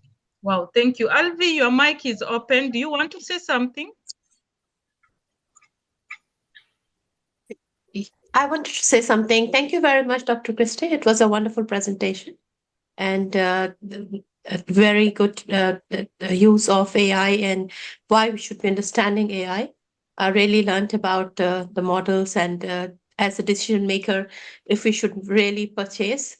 I was just wondering that if as a user, I want to use one AI tool, should that be DeepSeek or should it be ChatGPT? And does ChatGPT does all my work, or do I need to get into multiple AI tools? Where should I really build my capacity in first, and instead of just working on every AI tool? Awesome. Mike, you want to respond to that? No, definitely goes back to understanding how each model works. So say for example, what I'm to demonstrate now, Notebook LM. Notebook LM has a slightly different approach to the whole AI thing, so to speak, when compared to ChatGPT. If you upload a document to ChatGPT and you upload a document to Notebook LM, which we will preview now, you will notice that ChatGPT feels free with its creativity in terms of it can embellish that document, with information that was not there and that is maybe outside your scope, which is good in some cases, terrible in some instances. So to me, it would always be multiple tools. It's interesting, and you get all this diversity. Sometimes even use one tool to check the other. It depends. It depends honestly on the application and ultimately what is the grounding of the fact. So this does not release you from like having to still follow up and check and make sure that this thing is really in line with what you intend to do. Definitely, there's no such thing as a do-it-all tool. I really like DeepSeek, for example, for certain other applications like contracts and documents like those. DeepSeek is better than ChatGPT, according to me, based on the use cases that I've had. I've preferred using DeepSeek more than ChatGPT. And in fact, I normally try the same prompts across all these tools. Gemini 2.0, which is a more recent thing, is slowly overtaking ChatGPT, according to me, because it has that balance of sticking to the fact and can give you the creativity. So all these models, honestly, they're very different depending on how you use them. Yeah. Wow. Thank you. Yesterday, I was reading a report from the US copyright department. It was saying that, well, do everything with it, but don't bring in creativity. Creativity is human creativity, and that's what is accepted. So don't use AI for creativity. That is interesting, yeah. But don't you think AI can make a human to be more creative? Or humans can make it to be more creative as well. But that connection human will have to bring into it. That is what we'll have to do. Okay. Okay. Mike, continue. Do we proceed? Okay. Right. Yeah. I'm seeing a few open microphones. Perhaps maybe in the interest of time, allow us to move on. There's this tool called Notebook LM by Google, which I'll just go straight into showing it. This one here. You can see the spelling up there, Notebook LM. Please visit it, access it online, read about it. If you have a Gmail address, you have it. For those of you who are already using it, excellent, congratulations. This is an incredible tool if you ask me. It might be new to a few other people, but I'm not going to spend a lot of time on it. I just want to conceptually show what it does. Now, this tool, and in line with the theme of personalization. So, whereby you can create your own environment to like interact with. So the way this tool works is if I open it, is mine open? Yes. You can create a notebook and you can do very many things. So like for me, I'm in this education space. You can see something here like competency-based education framework. I have 8 sources inside there. So 8 documents inside there that I was trying to look at, I think yesterday. So I just uploaded them. I have grade 9 curriculum designs. So all the curriculum designs for our grade 9 curriculum right now. So if I open that, for example, you notice that I have almost all the curriculum designs in PDF form, and there are so many of them. So with this version, I can have up to 50 sources. In the more advanced version, I think this one here, Notebook Plus, you can have more than 50 sources. Okay. The sources can be videos. I think I showed it last time also. The sources can be videos and things like those. Now, why is this important? You see, you can create your own knowledge base. That's what I meant by personalization. So say you're researching an area and you can upload all the material with respect to that area. So like, for example, I uploaded the Basic Education Bill of 2024. This is yet to be in Parliament. So it is soon going to Parliament. But I think there's some copies going around on the internet. I uploaded it here. I just wanted to see what could be there. Then this is the education framework that we are currently using, the competency-based education framework that we're using. etc. This is a training manual for CBC, all sorts of things, including even a report on 2023 KIPSEA, which is the grade 6 assessment. Okay. Now, I think you're getting my point that these are source documents that are related to a certain area of study or of research. And I can talk to this thing in incredible ways. I can ask it over here for a briefing document. So depending on the sources I select, I can select all of them and ask for a briefing document. You've seen what I've clicked on the right here, briefing doc, and it's generating something. Okay, it's generating something. I think yesterday it had generated something also. Let me open it. Just to make it easy to view, and copy paste this to somewhere else. Just to make it easy to view. I'll spend very few minutes here, so don't worry about the amount of time I'll spend. But there's just a concept I'm trying to push here. Mm-hmm. So take a look at this. So this is the briefing document that we have had. This thing has read all those documents, all of them, and generated this very good briefing. Okay, where we have an introduction, the key themes and ideas, etc. So this is nothing new to those of us who are using AI every day. This is nothing new here. Okay, but then, unlike ChatGPT, which many of us use, there is no creativity here. Creativity in quotes. Creativity that it has embellished it with extra facts that are from wherever that it came from. It has just focused on what was actually in those documents. Mm-hmm. You can tweak it. You can ask it for a bit more with respect to that. So there's some basic things, your study guides, FAQs, etc. Mm-hmm. There's this part here for customizing a conversation. I don't want to go there, but it's very interesting as well. But then take a look at this. So say, let me focus on this KIPSEA report. I can chat with it. So I just want to focus on one of the source documents here. So this is me really localizing my AI to just my own sources. I don't want to go all over the internet, but I still want to use the power of the large language model. So I'm utilizing the power of Gemini 2.0, which is what runs this one. That's the AI running it. But then I am localizing it a bit more to my own data. So I can say, what are the key insights from this or from this source? So let me hide this, then the chat will be wider. So this is what I've typed. What are the key insights from this document? So it has read this entire thing, the KIPSEA report, and it has given me these insights. So I do hope it will be visible enough. So general overview and purpose, how many learners, how many assessment centers were there? Like now, this is now knowledge I can use immediately. I know there were 32,623 assessment centers. So for us who are selling the app, we know the number of centers that are there, roughly. Okay. Sometimes this information is very tricky to find. Like the simple question of how many schools are in Kenya is not an easy question to answer because it's a moving metric every day. Okay. But then the assessment centers can give you a rough idea of what the stable number could be. There are certainly more schools than it. How many learners were there, etc. Yeah. You see here. Those are low registration of learners with disabilities, but how many were they?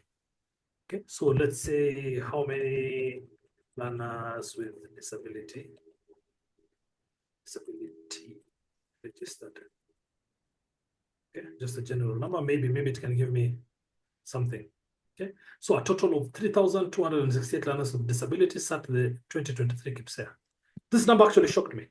Only 3,000. And that's why they're actually saying they worry that the ASAL, the arid, semi-arid areas had a low registration of learners with disability, which the report infers that it's not that there were no learners with disability or there were few learners with disability. It is that these learners were not brought forward to register.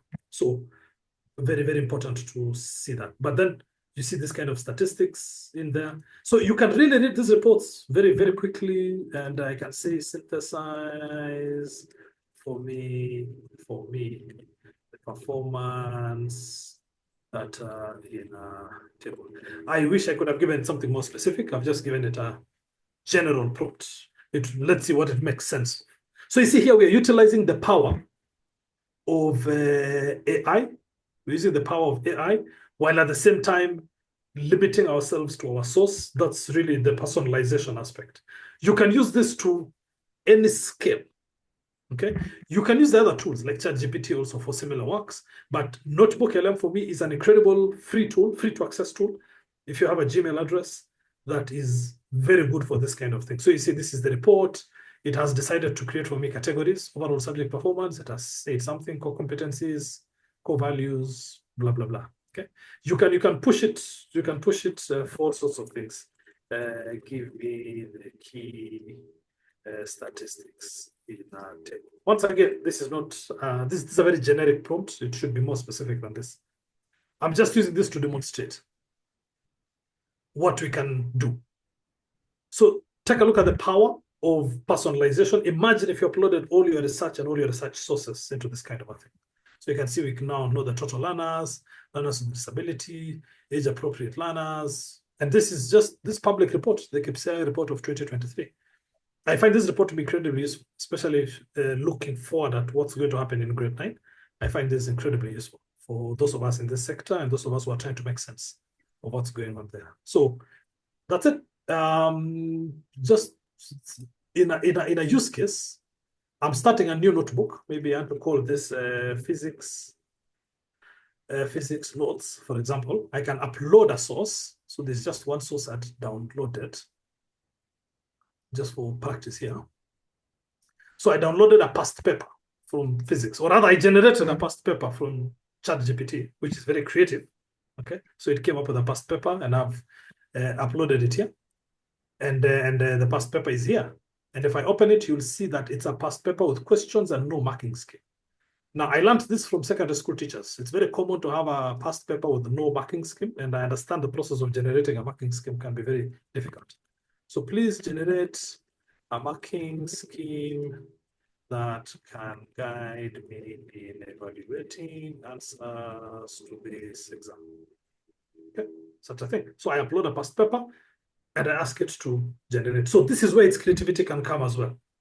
And you can see for each of the questions, it has sort of given me the guide. It's saying, if it's question 1, award 2 marks for correct definition, award 3 marks for correct calculation. So you see, a lot of our teachers do need this kind of a guidance, etc. So I have used very generic examples for personalization, but this thing can take very many complex forms, and it can go in very many different ways when it comes to personalization of these AIs for our purposes within these environments. The personalization can also be on a wider scale. You can use it with, it can be with teams, it can be institution-wide, it can be at any kind of a scale. But this is what I mean. This is a low-hanging fruit in terms of showing an example of personalization of AI, because we've personalized it with our data here that we can then talk to continuously. So if you're researching, I think you get my point with respect to this. Now to stop there with respect to part 3, maybe a few questions can prompt things here and there. Okay.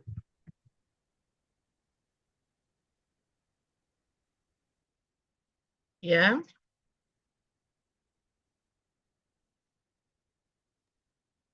If you have happy to have any questions. Questions, insights, this is the time. In CPC, I used to say, or rather we used to say, a good student is that student who raises up their hand to ask questions, not that one who is giving answers. Because if you raise up your hand to ask a question, you're simply telling the teacher, go and research more. Teacher, I want to learn more. Teacher, I'm thirsty for knowledge. So please, can you ask a question? Good students ask questions. Good students give insights. What are you picking from what we are learning today? Okay, hello everybody.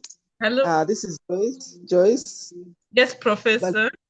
Yeah, for me, I'm asking this simple question, but maybe, I don't know, depending on how you want to look at it. I will have a number of activities I'd like to do with my students, And for us, we have this unique program where we actually take the classroom to the community. Would that app help me take my learning to the community the way we have been doing it? That is the AI tools? That is this Yes. AI? Yes. I take students to over 19, 20 plus stations on an annual basis in their second year of study. I monitor their activities through the supervisors who go with them and so on. I'd like to make it much easier on how they should actually be monitoring and evaluating the work when the students are in the field, and two, to reduce on the economic hardships that the institutions are now suffering. I'd like to make it easier so that we maintain the quality and at the same time do not compromise on the standards. Yeah. So if I'm understanding you right, there's I don't know if it's the AI tools or the other tool, but let me answer anyway. If it's the other tool, say the CBC app tool, they are very similar. There are similar use cases for maybe helping to monitor people on attachment, on internship, and things like those, and to handle those things you're saying, the cost of administering internships, all these lecturers going out there, and also that relationship between the industry supervisors and the educational institution supervisors and all that thing. I think we've actually built such a tool before, and it's been used extensively in some TVETs, whereby it really tries to help to manage that. But then I'm not sure also whether you meant now AI tools, can they also do some of these things? I believe yes, depending on how the whole thing is designed and how it's prompted.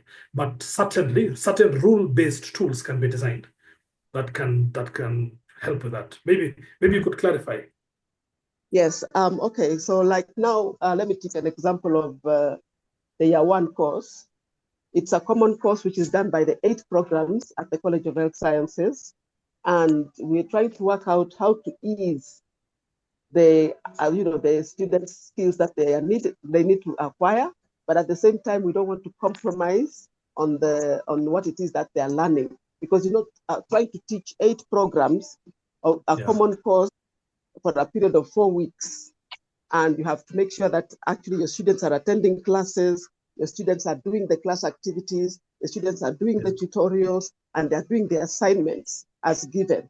Those are some of the challenges which we would be grateful for if in these sessions we are able to address. And at the same time, we're now being challenged as institutions to ensure that we are now even marketing our courses beyond our institutional boundaries.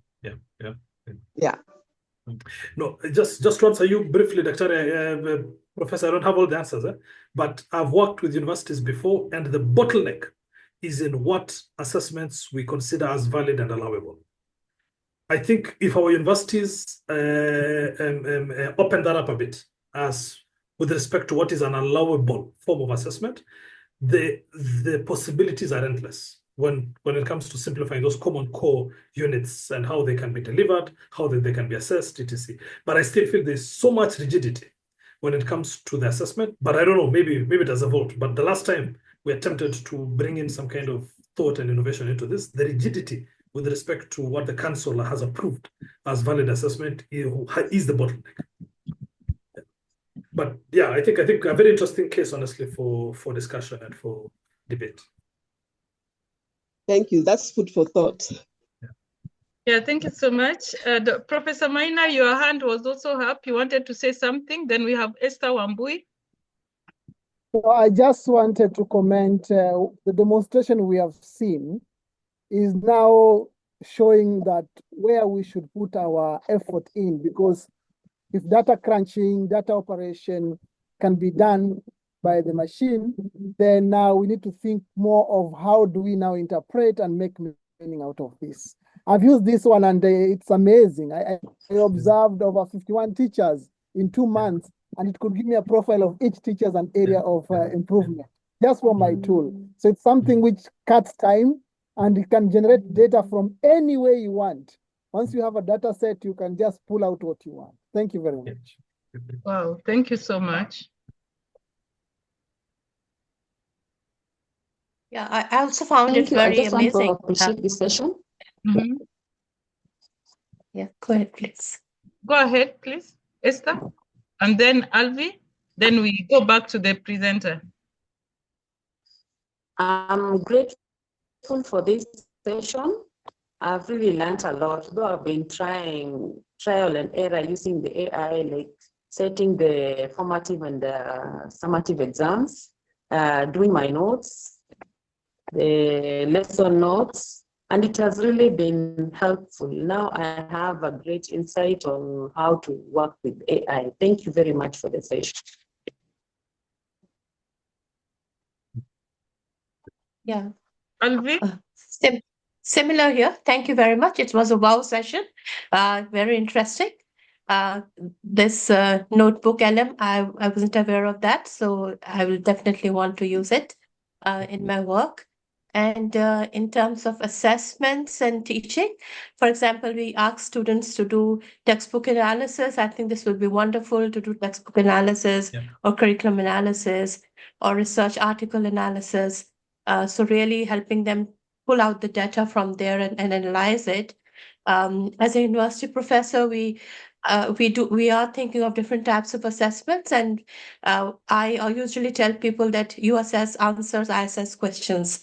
So the better questions you ask and the better prompts you give, that's what I assess now, because ChatGPT and other things can give you answers. So I don't look at answers any longer. And we design very different types of assessments. I am an assessment educator too, doing curriculums and frameworks and all that. So I think people working here, we could really collaborate on some good assessment practices at higher education. And with AI coming in, we are looking at what type of policies and assessments we really require now in our context to avoid plagiarism and other things. So really a question that everyone is asking right now. So very good. Thank you very much. I will take it off now because it's like nearly midnight in Pakistan. So see you in the next session. Thank you very much. Thank you. Thank you for joining. Hope to see you again next. I hope you've registered so that we continue Before Professor Uneza goes, she was my teacher in assessment. Maybe she can tell us. She can tell us what is this fear about assessment and AI? Because when I was in your class, we didn't have AI. Now we have AI. Prof, tell us more. Yes, there is AI, and we are really struggling with that. And I'm currently teaching a course in using AI in every types of assessment. So AI in feedbacks and self-assessment and authentic assessments and all of that. So you're merging AI into that and to see how it works out, but also trying to develop some policies around AI and assessments in higher education. We'll definitely want to work with all of you on all that. So thank you very much. Dr. Bedial, good to see you. Thank you so much. Thank you. Okay. Good night. Good night. Good night. Good night. Next. Bill, you can continue. Yeah, I think just the questions. Maybe for part four was the surprise guests, but we seem to have gotten some information. Maybe you can tell us a bit. Yeah, of course the initial presenters they couldn't manage to join us today. That is why we had to change the session so that we continue talking about AI. So when they'll be available, they will come because of exams. Now, the surprise guest equally was supposed to be students from Kaimosi Girls. The teacher has already apologized that, again, they were not able to join us because they are having exams. So we are hoping to have surprise guests another time. All the same, we've had enough surprise guests today, and we've learned a lot. I have shared the link to our WhatsApp group. You can only join if I add you to the group. Make sure you join if you're not there. I've also shared a link for your registration for attending today's session. Please give us the right feedback to help us know how to make this better. And I've also shared a link to my book at Zania. If you can go there, you will get either the soft copy or the hard copy or other books that have been written by myself and even other authors. So make use of the links that are shared on the chat. Always be checking the chat box for any information that is there, because even Albi shared a link that you also need to maybe look at it. Part 4, that means you have concluded? Yes, yes, yes. That's what it means, yeah. As simple as that. Yep. As simple as that. I just wanted, in fact, when I knew there were the other guests, I sort of wanted to limit the time I could. Maybe Mike, Mike, you can demonstrate the one of two people discussing a small article. It's very powerful. Yeah, maybe you can demonstrate that. Yeah, let's see. So here we are. So we are back to Notebook LM. And my computer seems to be hanging. Let me just close my Zoom and come back immediately. Okay. Okay, meanwhile, Professor Maina, you can continue engaging us. It's just that as educators, it's time we rethink how we plan, how we present, because what Mike is sharing here is very powerful, and it shows that things are going to change both from our side and both from our students, because our preparation, our delivery, and the way our students consume what we are doing will also have implication. So this is an eye-opener to all of us that we can't continue operating the way we have been operating, that it's high time we wake up, because computers will not replace teachers, but teachers using computer will replace those who are not using computers. So this is a wake-up call that we need to continuously learn and explore and look at the power of how can we leverage on the technology and make it more beneficial to what we are doing. Thank you. Yeah, anybody else with an insight? Director? Fanuel Ondele, you want to say something? I think my only comment is that we are now drawing the lessons we need to make ourselves effective. I'm just going back to the statement that Mike shared in the beginning. If we are effective, even under 3, we shall manage. But if we are ineffective, given all the resources, it will be big trouble. So we continue learning and implementing the knowledge. Thank you. Okay. Yeah. Is Mike back? Let me see. Mike, are you back? Okay. Nana Yo, please say hi to us.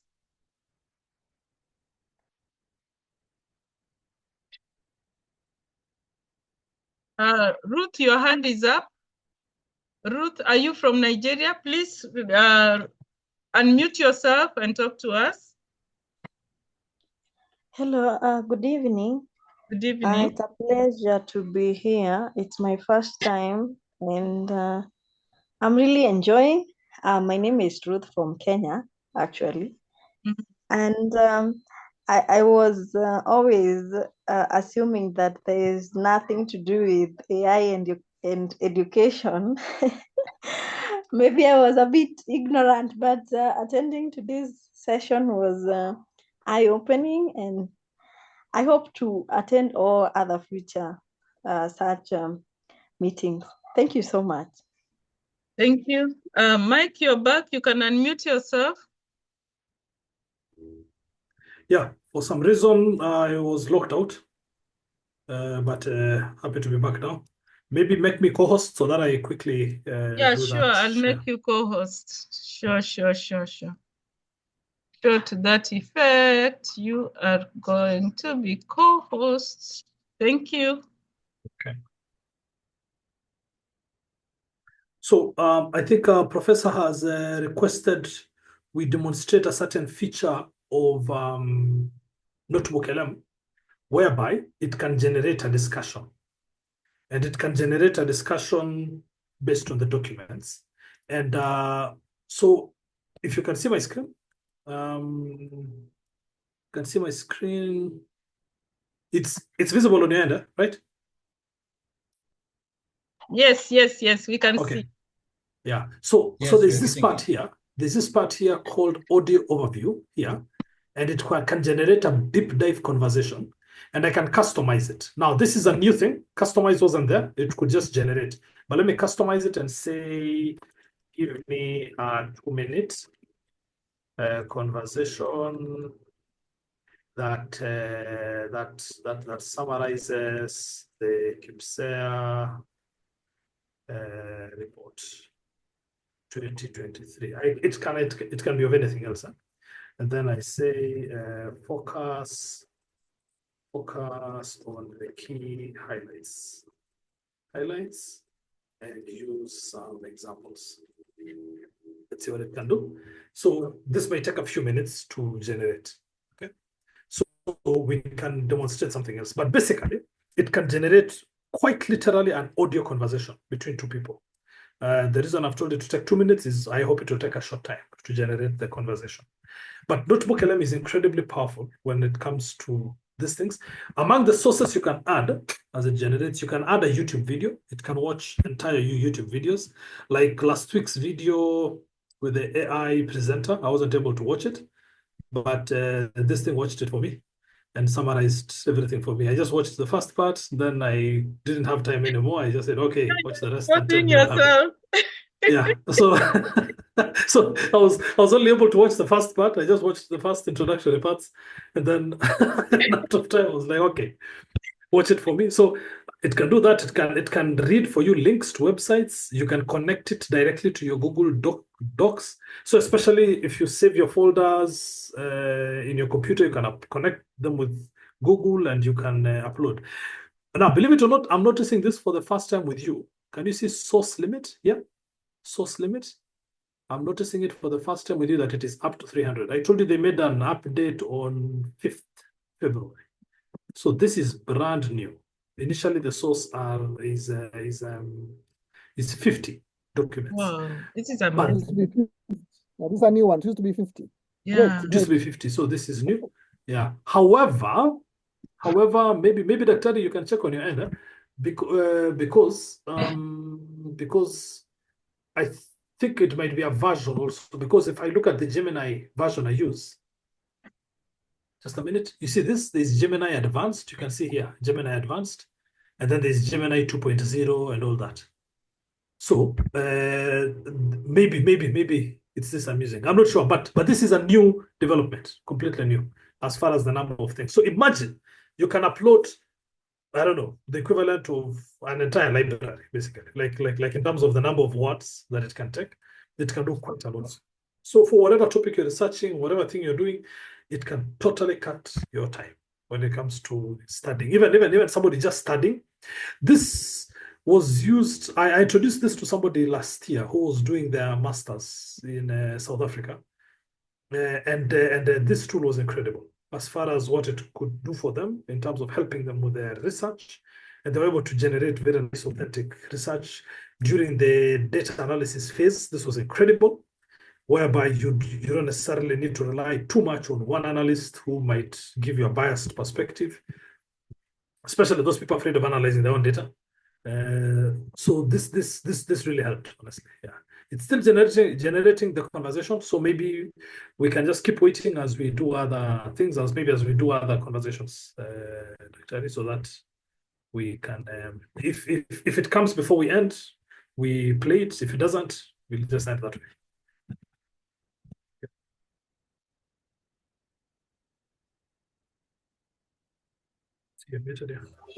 Dr. You are on mute.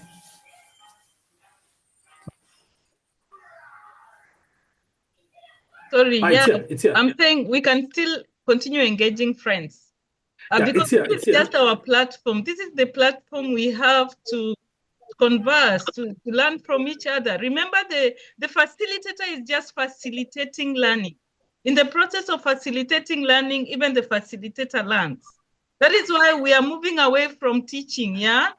Like in some instances, the teacher will feel like they have everything, they know it all. We are encouraging teachers also to be facilitators of learning, even as they go to class. Even if you are teaching the youngest of all, you are facilitating learning. Yes, Director, you may say something, yes? Sorry for that. Yeah, I think this thing is back on. Huh? Okay.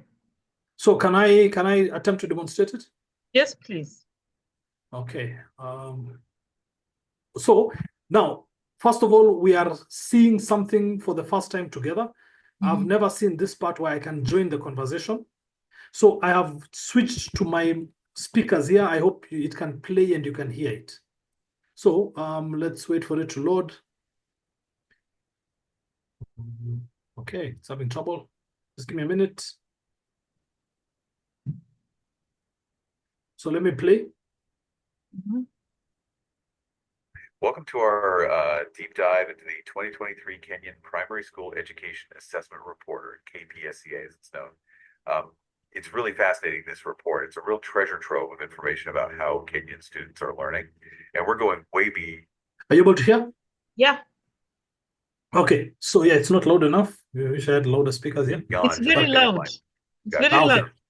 So training manuals that were used to prepare teachers and even curriculum frameworks. So we can really I'll let it play for like 10 seconds. The big picture. You know? It's really cool. Yeah, it's fascinating. And we're going to uncover some really interesting insights, I think, into how the assessment was designed, what factors might be influencing how students learn. Yeah, exactly. All that good stuff. Okay, so first things first, let's talk about the learners themselves.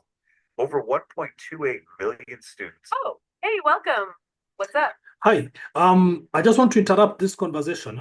What is this KPSA report about? Could you maybe help me just understand so that I know what we are talking about?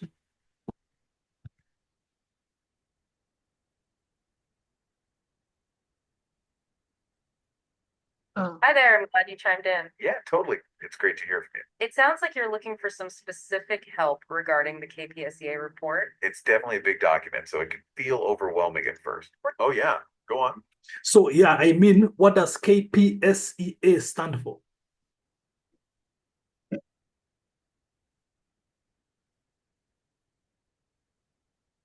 Okay, so you're asking what C stands for. That's a great question. It's actually a term used in this context. Yes, it's one of the acronyms used in the presidential. I think it's still landing. And in this report, it refers to signing exacting. So it's a communication method for people who are deaf or hard of hearing. Which is used to accurately represent the English language visually. It's a really important part. Oh, back to our listener. What's up? Yeah, so could we maybe go to the main highlights? How many learners did the exam?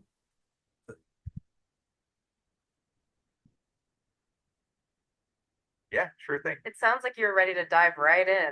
Like you're eager to get to the heart of it. So we were just about to talk about the learners themselves. Maybe we can start there and then move into other areas. Make sure we touch on the areas that you're interested in. So like we were saying, this report is about the 2023 KPSEA. This test was taken by over 1.28 million students in Kenya. Yeah, that's a huge number of kids taking one test. And we've achieved gender parity in enrollment, which is fantastic. It really shows you the scale of primary. Oh yeah, let's hear it. How about learners with disability? Is there any mention?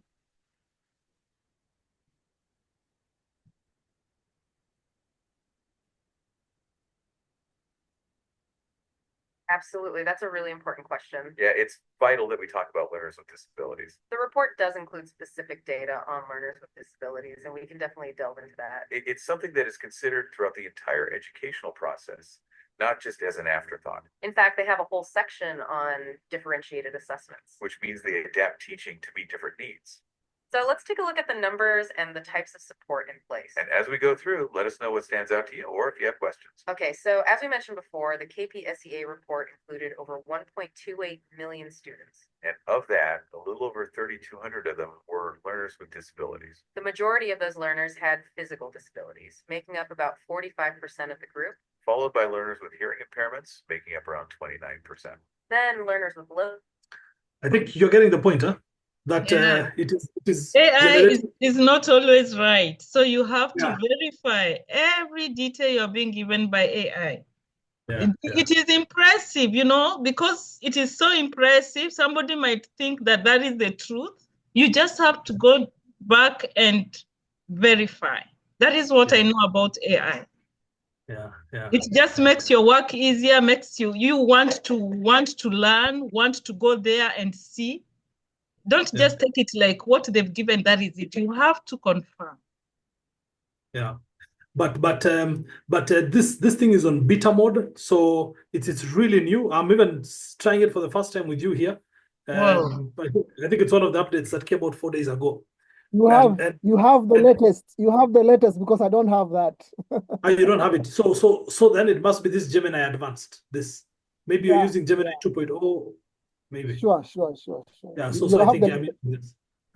Wow. Yeah. So yeah, it's incredible. Even so, I told it to do 2 minutes, but it couldn't. And I can download this conversation, and then I listen to it. Like myself, I really like audiobooks. So let's say I'm driving somewhere, no time to read. I just download it, put it on my phone, I listen to it, I go. And so I get to listen to all this research. Wow, awesome. So very interesting how some of these tools can work. Notebook LM for me, when it comes to contextualizing and really making you create your own environment, it's incredible. Wow. What a truly transformative session this has been. Friends, today we have delved deep into the power of localized AI. We've actually explored how AI, that is artificial intelligence, can bridge gaps, create opportunities, and also make things easier for us. We have discovered something new together. And in one way or another, AI is here with us. AI is here to stay. And AI can be good, AI can be bad, depending on how you are using it. And so as we wrap up, let us take a moment to reflect on what we have learned. AI is not just a technological tool. It is a catalyst for change when applied with the right mindset and strategy. So you have to be there wanting to do it, yeah? If you want to benefit from AI, you have to be there wholly, yeah? Not just partly, like I just wanted to do quick, copy, paste. No, you have to be there wholly. The true impact of AI is not its complexity, but it's in its accessibility and relevance to the communities that we serve. The facilitator is more of inclined towards education, but AI can be used in all areas, agriculture, engineering, name them. The future of AI in education is not about replacing teachers, as Professor Maina kept on emphasizing, but empowering them, making learning more effective, more inclusive, and more innovative. We've even realized that we have a tool that we can use without internet. Go to where there is internet, upload the app, rather download the app, have it in your phone, go to your local place as long as you have data. Is it not even data? As long as you have the phone, you will be able to get access to artificial intelligence services. Now, the responsibility now rests with each one of us to take what we have learned today and apply it, advocate for it, and innovate with it. Whether in our schools, our workplaces, or communities, let's work together to ensure that AI is used ethically. This is what I emphasize more in my book. AI should be used ethically, effectively, and equitably to transform education and drive sustainable development. Now, for those who want to go deeper into the conversation of AI and its potential in education, I invite you to get a copy of my book, Embracing the Future, AI in Education for All, which is available in Zania and Gase in both soft and hard copies. This book is not just a read, it is a blueprint for everyone who wants to understand AI in education in a simple way, because I wrote it from a layman's language and how to harness its potential for impact. I would like to extend my deepest appreciation to St. Paul's University and, to be specific, Professor Milka, who last week made a significant investment by purchasing a good number of copies for their library to empower educators and the students. Your support is advancing, your support is appreciated. And as we talk about the conversation around AI in education, this is truly recommendable. To all our incredible facilitators today, apart from the main facilitator, you noticed we had other facilitators who came on board and strongly did so. I really want to appreciate all of you. To each one of you who took the time to be here today, thank you, thank you, thank you for your commitment to learning and growth. Your engagement is what keeps these conversations alive and impactful. And now, to officially close this session, it is my great honor to invite the director of GASE, Fanuel Ondele, who has been a champion in this space, to share his reflection and closing remarks. So let us continue learning, collaborating, and transforming education together. Thank you. Over to you, Director. Yeah, thank you so much, Daktari. Thank you, Mike, Professor Joyce, Professor Maina, and every other person. I like the fact that our discussions are resonating in every corner. We have a representation from the Minister of Education in Uganda, and we have got a lot of Kenyan officers, Dr. Alvi from Pakistan, or Professor Alvi from Pakistan, and many others. That is just to show you the great potential that we have in our discussions here. And so just being part of it is part of the bigger movement. Our vision is to ensure that learners in every corner of the world, irrespective of their levels of learning, that everybody is able to make choices and decisions that make this world a better place. And that is the theme of sustainability. I just want to say, to give my sincere appreciations to every one of us. By coming, you make it easier for us, you make it easier for the world and the communities that you represent. So thank you so much for staying on till this time. May God bless you and bless you indeed.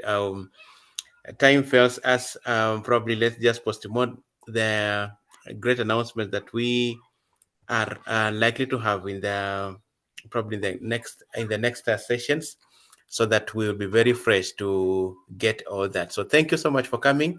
If there isn't anything, then I can pray and then we can dismiss. Is there anything else left, Dr.? Yeah, I've not taken the screenshots. I'll request the facilitator maybe to stop sharing the screen so that I can get everybody. And if you can open your video so that you can appear, that will be great. Allow me to take, today we were 87. We went to 87, but people have left, I think, because it is very late at night. Let me see if I can get these screenshots very fast. Allow me to do this.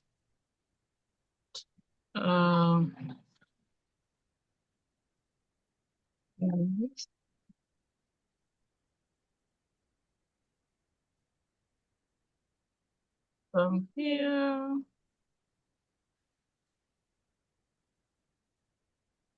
I'm going to the last screen. Is somebody else helping me? Yeah, because getting this. Okay, now I have all of them. Thank you, Director. So you can continue and do the prayers. Okay, let's pray. Lord, we thank you this evening for your glory, for your grace, for your spirit in our lives. Thank you for every person that is represented here, the institutions, the communities, and the different nationalities. We pray that what we learn here will cause a change, not just in our lives, but in the lives of the young students that we teach, that we interact with every day, and a change to the entire world. We pray that as we depart, that you will be with us, that as we meet again next Sunday and the Sundays to come, that we shall be fresh to learn and to implement what we learn, because knowledge will become powerful when we implement it. And so we pray that we shall be good listeners and good doers of what we learn. For in Jesus' name we pray, believing and trusting. Amen. Amen. Amen. Thank you very much. God bless you. Have a good night. Let us try out. Let us try Notebook LM. And see you again next Sunday, same time, same place, same link. And please invite your friends. Invite as many as you can so that we are all. Have a good night. Yeah. Bye. Yeah, thank you. Bye. Good night. Bye. Good night.